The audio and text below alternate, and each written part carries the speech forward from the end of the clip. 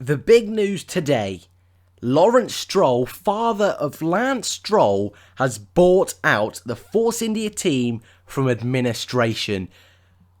The F1 news at the moment keeps getting more and more crazy. This is insane. Welcome back to F1 Reviews channel.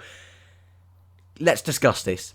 Let's just cover everything that goes on with this deal. So let's go back a couple of weeks. Let's go back before the Hungarian Grand Prix, before the summer break that we're currently on at the moment. Force India, a lot of economic troubles with that team. Sergio Perez takes the group to the courts to put them into administration. He has come out and said that he has done this. He has spoke with the team about this to save over 400 jobs at Force India, instead of risking the team going fully bankrupt and, well, saving the team to be able to race for the rest of the season. It was that bad, the situation at Force India. So they went into administration over the Hungarian Grand Prix weekend. No one really knew what was going to happen. No one knew no one had any clue whether Force India would be at the Belgian Grand Prix after the summer break, if they'd be here next season, if their drivers would be exactly the same. Well, what has happened since then? Today, Lawrence Stroll and a group of investors have bought out the Force India team, meaning the team is no longer owned by Vijay Mallya and the Force India group. It is now owned by Lawrence Stroll. This is huge in the world of Formula 1. There was rumours at the beginning of the season that Rich Energy could buy out Force India. Then the person who owns Rich Energy has been doing lots of interviews saying that they have the funds to buy Force India. They're going to buy Force India. They're just finalising a few details. That's been thrown out the window. See you later to all those rumours. Lawrence Stroll has bought this team flat out. Many people believe the key reason for this is to further the career of his son, Lance Stroll. The Williams driver, the Canadian's been in Formula 1 for 2 years now, well, a year and a half. This is his second season he is currently in, and he's come under a lot of fire for being a paid driver. If you're new to Formula 1, basically the idea of a paid driver is that they're in a seat because of their money and the money they pay the team, rather than having the talent. Now, Stroll has shown on a few occasions that he does have the raw speed, and this year I think's outperformed a really dreadful Williams car. This Williams car is nowhere. He picked up 4 points in Azerbaijan, and on the odd race, we don't see a lot of Williams, unfortunately, on the TV coverage, but in many races from the grid, he's had fantastic starts. He's been sort of mixing it up in the sort of lower end of the points, just below the points, really, more 12th, 13th, 14th, but in many races, he's been there. And Sergei Sorokin, who's been given a lot of praise, and I would give him praise as well, he's definitely more mature than Lance Stroll.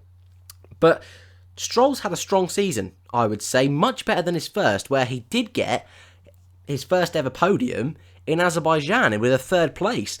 He also got a front row start in Monza. Yes, it was helped by penalties from Max Verstappen, but his career on the quiet isn't going that badly. However, he's not flawless, and his attitude at races like Monaco have been appalling.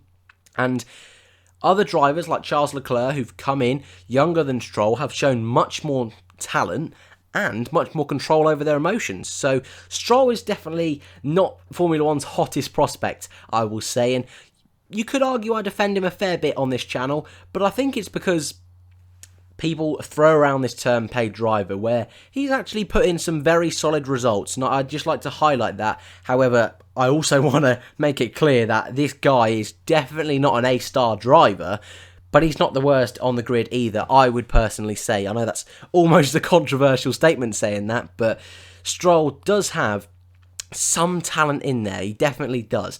Anyway, what this all means is that it is very likely, very likely, that Lance Stroll will be making a move to Force India next season for the 2019 season. It very well could happen.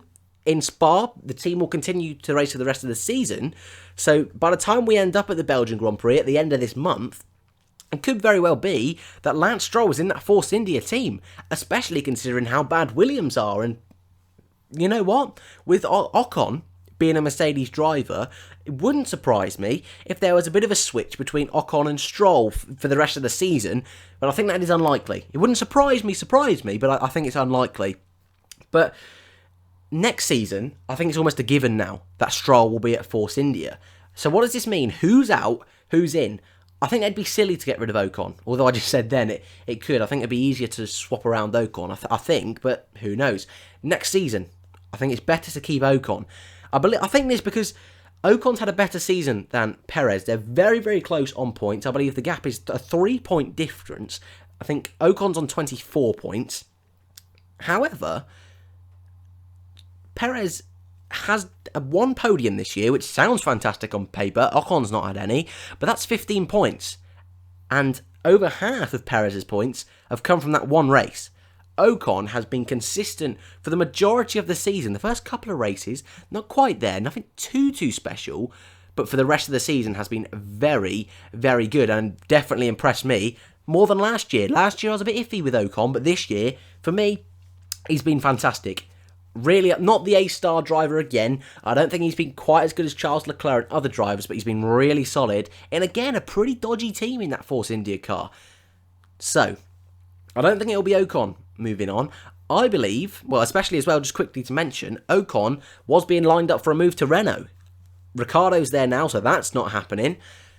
So I think it's more likely that Perez will be moved on. Now, this is an interesting one. Perez is definitely not at the beginning of his career. If anything, you could argue in his prime, you could argue he's past his prime, to be perfectly honest with you. So, where's he going to fit in this crazy grid at the moment? Well, Perez is most likely to go to Haas. Now, we all say this because the Mexican backers would fit into a North American team very, very quickly.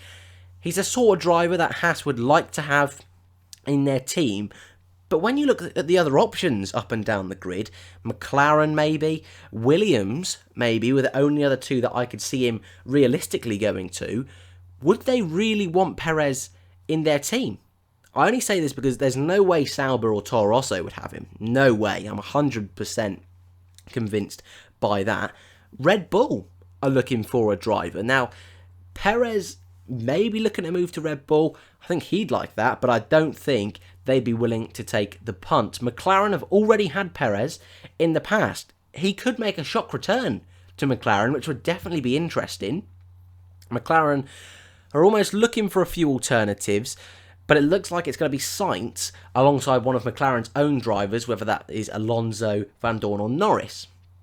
So, Williams could be an option for Perez. That would definitely be their experienced driver they've been looking for, especially this year. That's been a big outline for their team, and that they just haven't had this experience. And it's been two very young drivers that have made development of this car very, very difficult.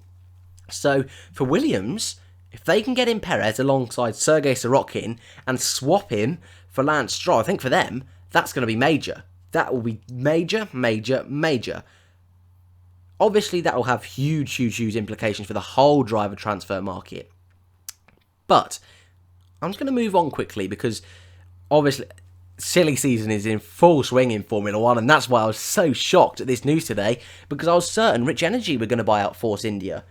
But the interesting thing here is that with Lawrence Stroll buying out the Force India team from administration, and with Lance Stroll most likely going to Force India, that is a huge amount of budget going out of the pockets of Williams. That is huge, and people say that Sorokin is a paid driver as well. That very much could be the case.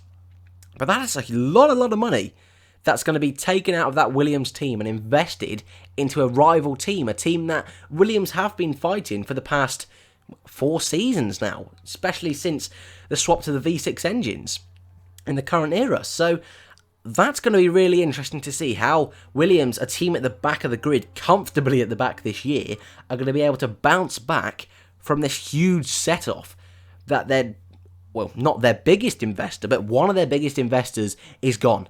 So that's going to be really interesting to see. And with Martini leaving Williams next year as well, I think that team are falling apart slowly and they need a rebuild. I think Perez would be an absolute saving grace for them. I can see now. Keyboard warriors, hold up. I can see what you're going to say. You're going to say that Robert Kubica should be in Williams for the rest of the season, especially if Lance Stroll moves to Force India by the time we get to the Belgian Grand Prix. You should say that Kubica should be in that car. I'm not too sure. And this is coming from a Robert Kubica fan from back in 2007, 8, 9 and 10. I was a diehard Kubica fan. He was the reason I eventually went on to support Lotus. A diehard Lotus supporter I was, still am. But he was the reason for that.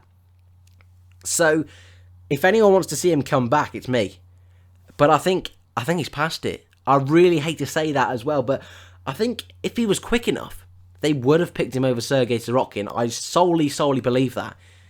And although the dream and the whole story behind the Kubica return is there, I think the Perez to Williams would definitely fit better there. But it's really interesting to see, with Lawrence Stroll's money, Martini's money out of Williams, who's going to fill that gap? Could Pastor Maldonado, with all his sponsors, come back? That's a big question, but I think they'll definitely be looking for a driver that comes with a lot of sponsorships. Sergio Perez fits that bill perfectly. So a lot of things are connected to this buy. It's definitely more than meets the eye. So that was rhyming. That didn't mean to. That sounded a bit weird, didn't it? I'll leave it in, but I'll try not to do that again. But that is my thoughts on Lawrence Stroll buying out Force India. I'd love to know what you think. Thank you for watching, as always, guys, and I'll see you in the next one.